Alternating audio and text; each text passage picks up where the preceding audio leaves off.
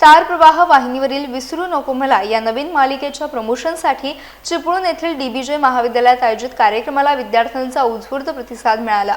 मालिकेतील प्रमुख कलाकारांचे महाविद्यालयात आगमन होताच विद्यार्थ्यांनी ढोल ताशांच्या गजरात त्यांचे जल्लोषात स्वागत केले।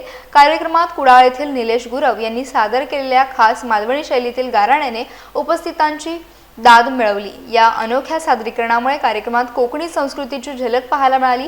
कार्यक्रमादरम्यान कलाकारांशी संवाद साधण्यासाठी आणि त्यांच्यासोबत सेल्फी काढण्यासाठी विद्यार्थ्यांनी मोठी गर्दी केली। प्रमुख कलाकारांसोबत छायाचित्र घेण्यासाठी विद्यार्थ्यांमध्ये उत्साहाचं वातावरण पाहायला मिळालं। कार्यक्रमभर महाविद्यालय परिसर उत्सवी माहोल निर्माण झाला होता।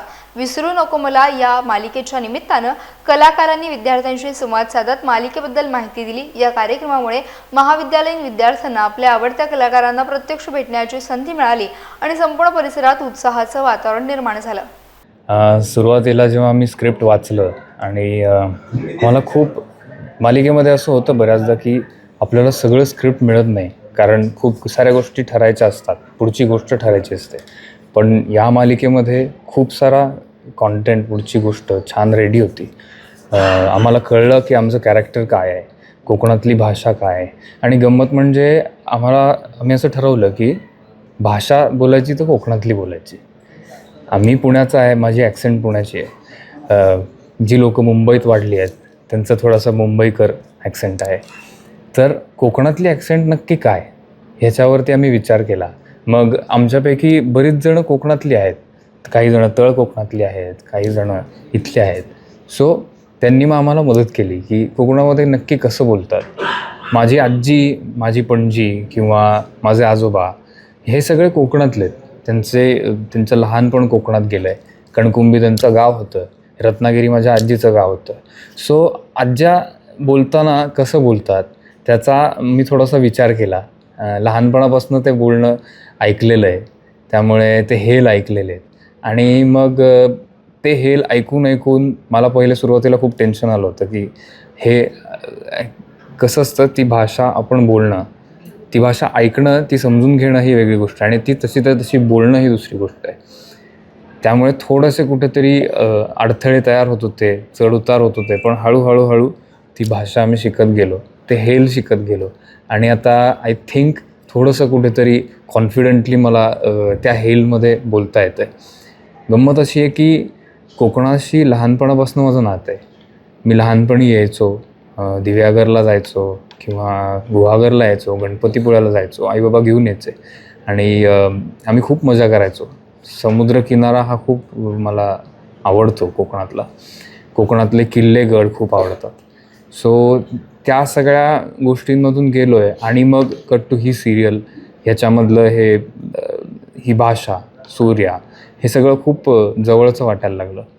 आणि कोकणी भाषा आहे ना, ती एखाद लाटेसारखी आहे, तिच्यामध्ये जे हेल आहेत ते समुद्रासारखे आहेत। सो त्याच्यात एक गोडवा आहे। सो हे माझं नातं असंच जुळत गेलं आहे हळूहळू। पात्र आहे ते दशावतार त्याला आवडत असतो म्हणून तो काही वेळा करतो, म्हणजे एक जस्ट आवड म्हणून त्याचं ते प्रोफेशन दाखवलेलं नाही आहे आपण। अदरवाईज दशावतार ही खूप उत्तम नाट्य परंपरा म्हणूया आपण किंवा लोककला म्हणूया आपण, जी सुरू आहे, ज्या नाटकांना आजही तुफान गर्दी असते आमच्या कोकणात आणि ती अत्यंत शिस्तबद्ध पद्धतीने आजपर्यंत साकारली जात आली आहे। खूप मोठे कलावंत यामध्ये होऊन गेले आहेत आणि आजही आम्ही मुंबईसारख्या ठिकाणी सुद्धा जेव्हा दशावताराचा सीन शूट केला तेव्हाही आम्हाला खूप उत्तम कलाकार मिळाले, ज्यांनी रंगभूषा कशी करायची, ज्यांनी वेशभूषा कशी करायची, इथपासून सगळं आम्हाला दाखवलं। आणि मी म्हणेन ही लोककला या अशाच पद्धतीने नक्कीच पुढे जात राहणार आणि राहते, कारण तसे हरहुन्नरी कलाकार आपल्याकडे आहेत। अलीकडे मालिकांमधून कोकणातील बोलीभाषा जी आहे, संगमेश्वरी बोलीभाषा असेल, मारवाडी असेल, तर ती दाखवली जाते, त्याबद्दल काय सांगशील? अभिमान वाटला पाहिजे, आपल्या भाषा लोकांपर्यंत पोहोचतायत, जास्तीत जास्त लोकांपर्यंत पोहोचतायत, मला अभिमान आहे या गोष्टीचा। अशाच येऊ देत, अजून आपला देशच विविधतेने नटलेला आहे। प्रत्येक ठिकाणी आपण जिथे जाऊ त्या थोड्या अंतरावर काही किलोमीटर्सवर भाषा बदलते। मालवणी भाषेतही खूप वेगवेगळे व्हर्जन्स आहेत, आपण बघू शकतो. तर मला वाटतं की या सगळ्या भाषा लोकांपर्यंत पोहोचल्या पाहिजेत आणि हे चांगलं काम घडतं आहे आज मालिकेमुळे की घराघरात आपली भाषा पोहोचते आहे. तर आपण त्याला सपोर्ट केला पाहिजे. कोणीतरी आपली भाषा शिकण्याचा प्रयत्न करतं आहे, याला आपण प्रोत्साहन दिलं पाहिजे टीका करण्यापेक्षा. काल विधानभवनात मंत्र्यांनी उदय सामंतांनी मालवणी भाषा भवनाची घोषणा केली. 2 मिनिटात काय झालं? सॉरी, मी याबद्दल काही वाचलं नाही आहे, त्यामुळे मालवणी त्यावर भाषा भवन उभं राहणार आहे कोकणामध्ये. हा माहिती आहे, पण माझा त्याबद्दल पूर्ण अभ्यास नाही आहे, त्यामुळे मी त्यावर काही भाष्य करणं मला योग्य वाटत नाही. तू कोकणातली आहेस, काय आठवणी आहेत कोकणातल्या? कोकणात मी आठवणी म्हणजे आपण सांगू तितक्या कमीच मी म्हणेन, इतक्या आठवणी. कारण मी अजूनही गावी जात असते, माझं घर तिकडे आहे, मूळ घर. त्यामुळे कोकण म्हणजे खूपच खास आहे, स्पेशल आहे. पण काय सांगशील, आठवण काय आहे कोकणातली? कसल्या सांगू, शूटिंग दरम्यान सांगू का? दरम्यान सांग, तुझ्या कोकणातल्या राहायला एक माझ्या कोकणात येतेस आठवणी- कधी, काय? माझ्या आठवणी म्हणजे आमच्या घरापासून अगदी थोड्या अंतरावर आमच्या कुडाळेश्वराचं मंदिर आहे, जे आमचं ग्रामदैवत आहे, जिथे खूप प्रकारचे उत्सव, प्रत्येक सण साजरा केला जातो. मग त्याच्यासाठी आम्ही दरवेळेला एक्सायटेड असायचो की रामनवमी येणार, मग 7-8 दिवस देवळाकडे खूप कार्यक्रम. आणि लहानपणी तीच मजा असते की आपण देवळात जातो, आपण दर्शन तर घेतोच, पण आपल्याला एक्साइटमेंट असते की देवळात होणाऱ्या सगळ्या सणांची, तिथे आपल्याला मिरवायला मिळतं. छान प्रसाद तर सगळ्यांचा आवडता लहानपणी. तर ह्या सगळ्या गोष्टी, अशा मजामस्ती तर आम्ही खूप केली आहे. आता जाणं फारसं होत नाही कामानिमित्त, 6 महिन्यातून एकदा वगैरे अशी फेरी होते. पण ते जे आपलं मूळ आहे ते कधीच माझ्यापासून लांब झालं नाही आहे आणि ते मी होऊही देणार नाही. कोकण माझ्यासाठी तितकंच जवळचं होतं, आहे आणि कायम राहील. कोकण तो गणपतीला शिमग्याला येणं होतं, काय सांगशील? दरवर्षी जाते, कारण माझं घर तिथे आहे आणि मी लहानाची मोठी कोकणात झाली आहे. त्यामुळे गणपती म्हणा, दिवाळी, दसरा, गुढीपाडवा, ह्या सगळ्या गोष्टी घरी गेल्याशिवाय ते सण साजरे केल्यासारखेच वाटत नाहीत. प्रत्येक सणाला आपली लहानपणापासूनची आत्तापर्यंतची माझी तर मेमरी आहे. म्हणजे आमची जॉईंट फॅमिली असल्यामुळे आम्ही सगळे सण एकत्र साजरे केलेले आहेत. त्यामुळे ह्या सगळ्या आठवणी, म्हणजे एक आठवण मी नक्कीच नाही सांगू शकत, पण ह्या सगळ्यांचं मिळून आज मी जी काही आहे ती आहे. लहानपणी तू पाहिलं कोकण आणि आताचं कोकण, काय फरक वाटतं? फरक म्हणजे आता खूप सुखसोयी आल्या आहेत, खूप जास्त. शहराशी आपण कम्पेअर केलं तर आता सगळंच मिळायला लागलं आहे. आणि माझ्या लहानपणी छान छोटंसं गाव होतं, आता थोडंसं शहरीकरण झालं आहे. पण तिथल्या लोकांमधला जो मायेचा ओलावा आहे तो कुठेच नाही गेला आहे आणि माणसं तीच आहेत. आणि ठीक आहे, म्हणजे हे वेगळेपणही चांगलं आहे. तुझं कुडाळमधलं कोणतं गाव? मी खुद्द कुडाळात राहते. हां. तुझी लहानपणीची एखादी आठवण आणि आताची एखादी इथे गेल्यानंतरची आठवण, काय सांगेल? ती आठवणी स्मरणात राहील ती गोष्ट. आठवण म्हणजे आमचं घरच, जे मी लहानपणी आमचं घर होतं ते आता बदललं आहे. गेल्या 5-6 वर्षांमध्ये आम्ही नवीन घर बांधलं आहे. त्यामुळे ती आपण ते मिस करतो की अरे आमचं जुनं घर असं होतं, आता हे असं आहे.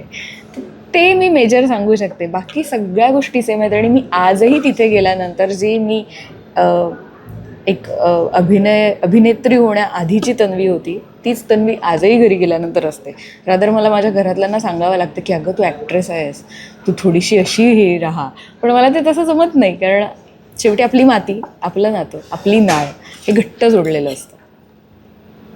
जुन्या घराची आठवण, काय सांगशील? जुन्या घरच्या आठवणी अशी मला नाही सांगता येणार.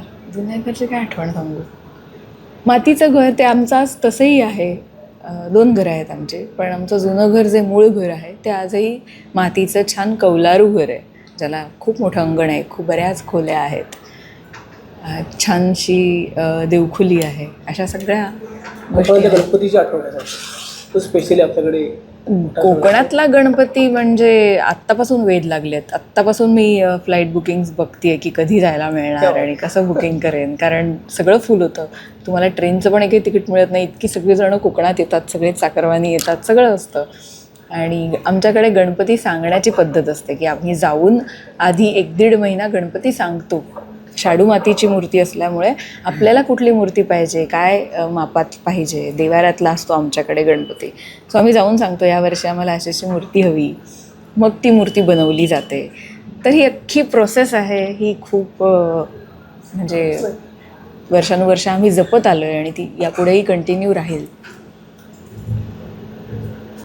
स्टार प्रवाह वाहिनीवरील 27 जूनपासून सुरू होणाऱ्या विसरू नको मला या मालिकेच्या प्रमोशनसाठी अभिनेत्री तन्वी मुंडले आणि अभिनेता शाल्व किंजवडेकर रत्नागिरी जिल्ह्यातील चिपळूण दौऱ्यावर आले होते. यावेळी चिपळूण येथील DBJ महाविद्यालयात आयोजित कार्यक्रमात तन्वी मुंडले हिने आपल्या कोकणातील आठवणींना उजाळा दिला.